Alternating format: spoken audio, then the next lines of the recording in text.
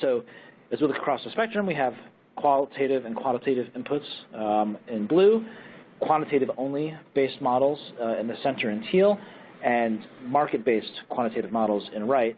And really what we see is sort of best practices would indicate that you might like to try at least one model from each of these three families to cover a mix of ranges of approaches, long-term and short-term views, and really early warning signs. So with that, I'll turn it back to Thomas. Ritson, would you also comment on the credit spectrum from Cat Financial's perspective?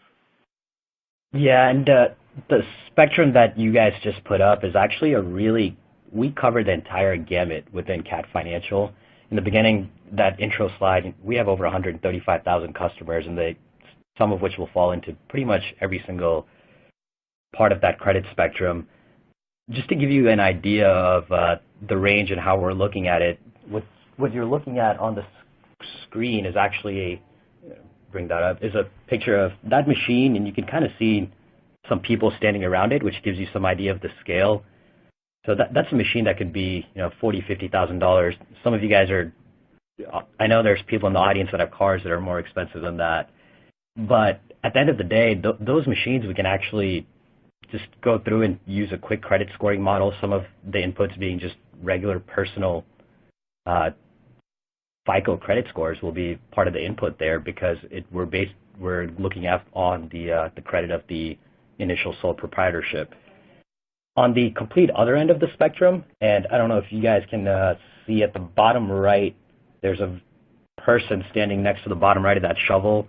That machine is 10, 11 stories high, and you're going from something that could cost $40,000 to something that can cost $40 million. And the companies that are buying fleets of this type of equipment are going on the other end of the credit spectrum. Now you're talking about companies that actually are publicly traded, so you can look at the market and signals and the CDS scores. Some of the companies that have ratings from agencies like Standard & Poor's or Moody's. And obviously the other thing for us is the exposure level is different and the risk is different. So just fundamentally, a $50,000 machine or exposure, you may let a credit scoring model do a quick audit decision process, and for $40, $50, $60 million, you're going to have the team of analysts that will be looking closely at it.